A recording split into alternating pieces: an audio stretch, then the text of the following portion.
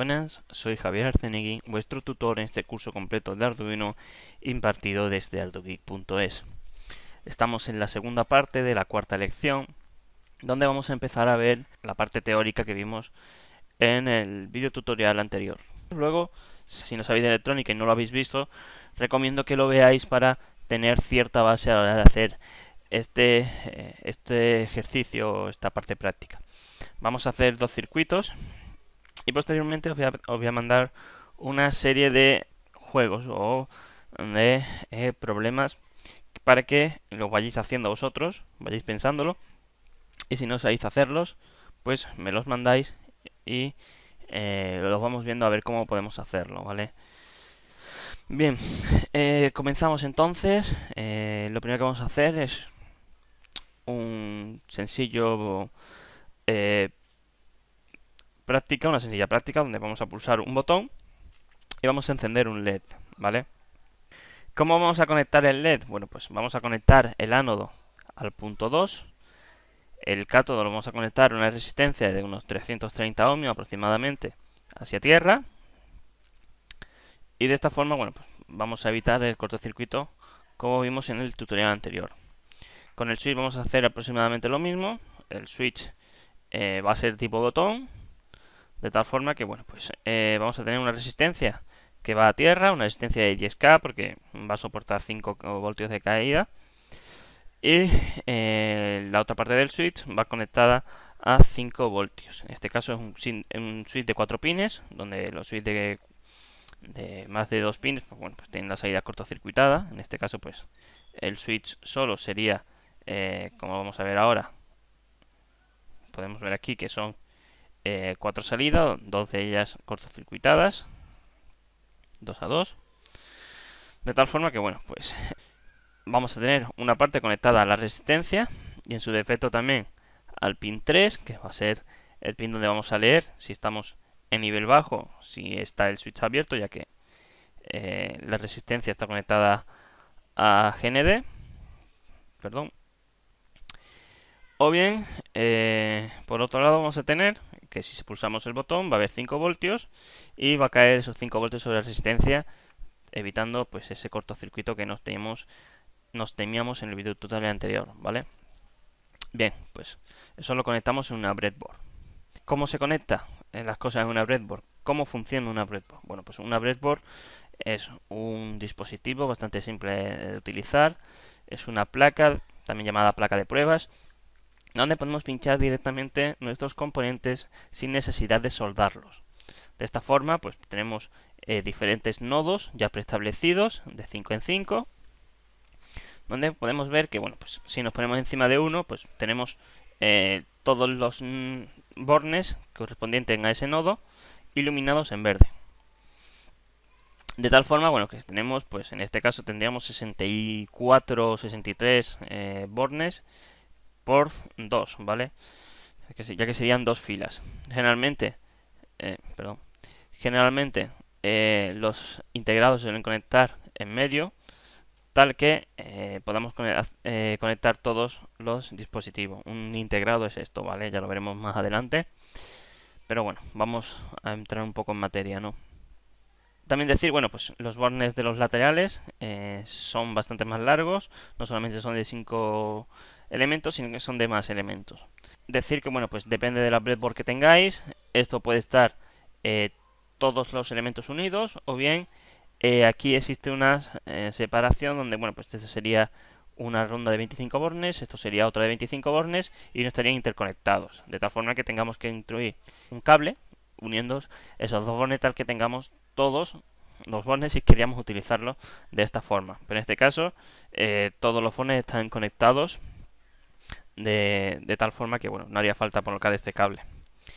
Bien, pues como vimos antes, un lado del switch, los dos nodos van conectados a tierra, los otros dos nodos están conectados en este nodo. Lo que pasa que ambos están conectados en este borne, cosa no recomendable en la vida real, pero como estamos en un programa de simulación, no había ningún tipo de problemas. Decir, bueno, que también lo he coloreado. Decir, bueno, que estamos utilizando Circuit. Si queréis aprender a utilizar Circuit, pues a la página de ArduGeek os metéis en tutoriales y aquí tenéis directamente un tutorial explicando cómo utilizar Circuit. Bien, pues hemos colgado los cables de esta forma de que, bueno, pues en el ánodo, como dijimos, va conectado al pin 2, el cátodo a la resistencia y la resistencia por el otro lado a tierra. De la misma forma, una parte del botón va conectado a alimentación, la otra parte va conectado tanto a la entrada como a la resistencia y la resistencia por el otro lado a tierra. Bien, y vamos a programarla. La programación es esto que veis, es muy sencilla, por lo cual no voy a utilizar el IDE de Arduino. De esta forma que, bueno, pues lo primero que tenemos que hacer es crear una variable tipo booleana, que podéis inicializarla tanto a low como a high, da igual. Utilizar pinMode, como vimos en el video tutorial primero, bueno, en el segundo, en la primera lección, donde vimos que, bueno, si lo poníamos a input tendríamos una entrada y si lo poníamos a output teníamos una salida. En este caso el 2 corresponde con el LED, luego es una salida, el 3 corresponde con el botón, luego es una entrada. Y vamos a utilizar ya directamente un condicional donde si el pin digital 3 está a nivel alto, va a entrar, es decir, si pulsamos el botón, lo que va a hacer va a ser cambiar el estado del LED, escribirlo, y para que no esté constantemente cambiando, vamos a poner un while, como condición del while, que si está pulsado, se quede dentro del bucle, de tal forma que solo va a salir cuando dejemos de pulsar, y no cambiar el estado hasta que no dejemos de pulsar. Así de sencillo, no necesitamos mucho más, es muy fácil de programar. Y vamos a ver que, bueno, pues si pulsamos el botón, se ilumina. Si lo volvemos a pulsar, se apaga, ¿vale? De esta forma aquí tenemos la reference, donde tenemos el pin mode, digital read, y, bueno, la verdad es que es bastante sencillito. Nos vamos ahora al otro circuito. Este circuito es un poco más complejo. Este circuito vamos a demostrar, pues, vamos a trabajar con la entrada analógica y con la salida analógica. La entrada analógica de Arduino, pues tiene, es una entrada que, bueno, pues, aunque entre una entrada analógica, nuestro Arduino es digital. Luego lo que hace es, desde un valor analógico, lo vamos a convertir en un valor digital, de tal forma que podamos almacenar ese valor. Es decir, Arduino va a leer, en principio, hasta que no veamos cómo cambiarlo, vamos a leer entre 0 y 5 voltios. De tal forma que, bueno, pues 0 va a corresponder con el valor más bajo y 5 va a corresponder con el valor más alto. Como Arduino tiene, porque es así, 10 estados, en el caso vamos a tener, pues, que un valor 0 voltio va a ser 0 y un valor de 5 voltios nos va a almacenar como 1024. De tal forma que, bueno, pues si tenemos, por ejemplo, 2 voltios y medio, pues serían 512 y, bueno, de una forma lineal, ¿no? ¿Por qué es de esta forma? Porque de esta forma lo vamos a poder leer con nuestro Arduino. De otra forma, analógico y digital son mundos diferentes que no casan bien, de tal forma que, bueno, pues vamos a hacer esta pequeña conversión, ¿vale? Por otro lado, vamos a tener el pin 9 conectado al diodo. Y el pin 9 es del tipo PWM. PWM es una salida pseudo analógica. Pero si os fijáis, está puesto en el pin digital. Como vimos en el video tutorial anterior, vamos a tener un tiempo de pulso en el que va a estar dividido en 256 pequeñas partes, ¿vale? De tal forma que el número que indiquemos van a ser esas pequeñas partes que van a estar a 1 y el resto van a estar a 0. De tal forma que si vamos a tener un analog write 0, en todo el tiempo va a estar a 0, porque vamos a tener 0 pulsos a 1. Si tenemos 255 pulsos a 1, pues vamos a tener todo el tiempo el pulso a 1, ¿vale? Va a ser como si tuviéramos el diodo siempre encendido, ¿vale? Bien, para ver qué estamos haciendo, vamos a ver el potenciómetro. El potenciómetro ya vimos que tenía una caída, bueno, es como una resistencia en el que, bueno, pues poníamos un borne en medio y que íbamos moviendo ese borne, de tal forma que la caída siempre va a hacer 5 voltios entre estos dos bornes. Entre este borne y este borne va a ir creciendo, y entre este borne y este borne va a ir cayendo. De esta forma, bueno, pues cuanto más cercano esté al borne positivo, pues mayor tensión vamos a leer desde el pin a 0, ya que vamos a leer desde este borne hasta 0. Y cuanto más cerca de este borne esté, pues vamos a leer un valor más cercano a tierra. Vamos a tener un diodo que está directamente conectado a este elemento, tal que conforme variemos el potenciómetro, vamos a ver el cambio tanto en este LED, que sería un LED naranja, como en este LED, que sería un LED verde, que sería el procesado. Este sería el LED analógico y este sería el LED, o sea, el LED con entrada analógica y el LED con entrada procesada en digital para volver a sacarla en analógica. Vais a ver que, como ya comenté, el efecto visual va a ser como si fuera totalmente analógico, pero como ya digo, estamos ante un elemento digital.